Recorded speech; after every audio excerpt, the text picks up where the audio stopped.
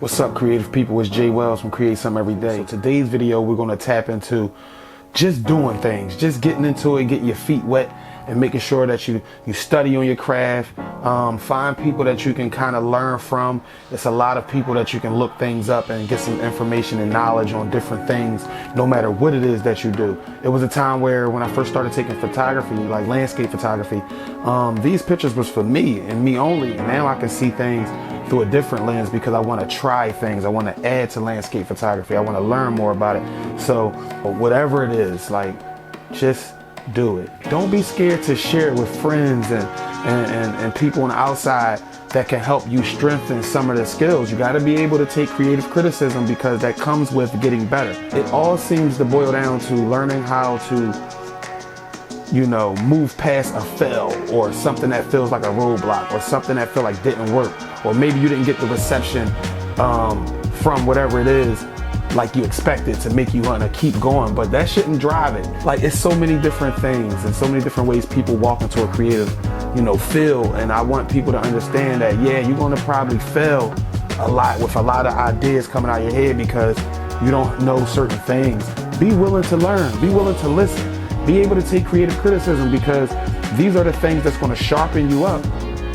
Don't sell yourself short when it comes to knowledge and experiences that you can learn about in your craft, because I think for me, I know it helped. Like, you have a Peter McKinnon, like, he's awesome with camera tricks, hacks, and also color corrections, and he has an idea and a feel that creates a vibe through his work. And I remember endless days and endless nights up to 2, 3 in the mornings, like, just watching like how he operated on set, how he plans for a shoot, the things he used as motivation for a shoot. These things were all important to me because I was connecting to my passion as well. So I think it's a lot of elements to photography that I still don't know, or I'm still not sharp at, and I will continue to learn. Whatever it is that you do, don't be afraid to look up and do research on people that also does things in your field. Film Riot was another site on YouTube that I used to watch endlessly, daytime, nights, it doesn't matter. It was just something that I will always feel like I took something out of any episode that they put up. You know, they do a lot of special effects. They do a lot of information about the equipment that they're using. They do some DIY things that I really enjoy and try practice making myself. Being from Philadelphia, you know, we have, you know, so much talent. Like, you know what I mean? Like, you know, in different times, the city's highlighted by different things that life brings. So sometimes it's up, sometimes it's down. That's like anywhere. City, like, so let's take, for instance, like, I like video editing and, you know, documentaries and movies and things of that nature. And like, in my city, we got a guy by the name of Chop Mosley. And like, I watched Chop journey. Like, his journey was dope because, like, when I was running around doing things with the camera and everything like that, he was like the only person from my city. Now, I know it was a lot more people, but he was the only person from my city that was really like running and gunning. I see his journey, his growth.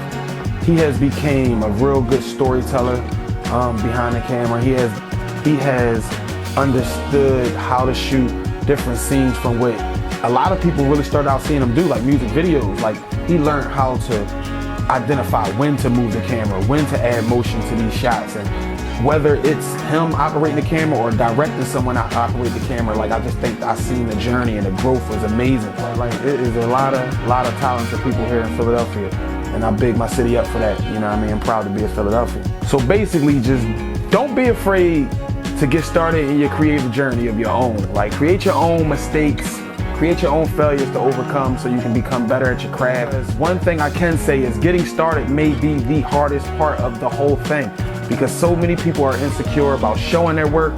So many people are insecure about making mistakes in front of others, or not knowing enough information when being around somebody else that's more, you know, knowledgeable of the subject or the creative background that they're like trying to get into. All those things helped me, but it was the hardest part because, you know, you're insecure about what you know how to do, and showing it to people, you might get mixed reviews and it might throw you off, and then you not want to do it. Nah, you got to get past all that. And I got past that pretty early because a lot of people in my family were getting married. I did like a wedding.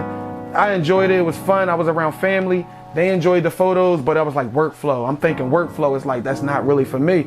Landscape, I become, it sound corny, but it's like I become one with the energy around me in this space, because I already kind of see it before I aim the camera to take the photo.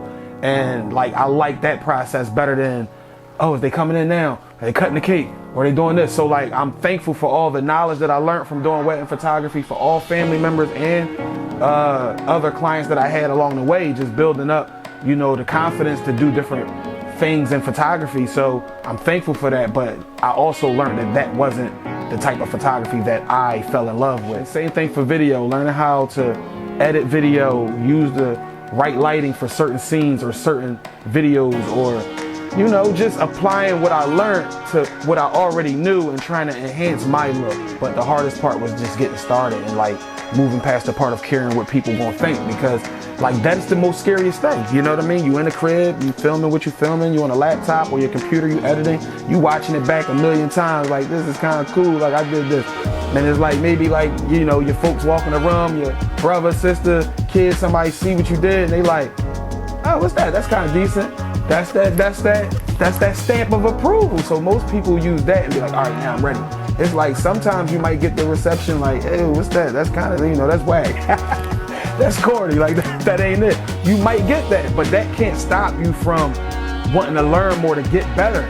You know what I mean? Or you can now explain what you were trying to accomplish to the person that think that is not a good look.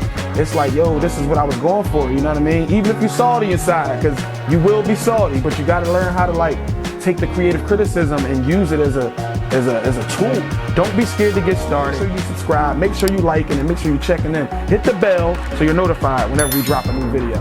All right? Again, I'm Jay Wells from Create Something Every Day. And yeah, man, I holla at y'all. Peace.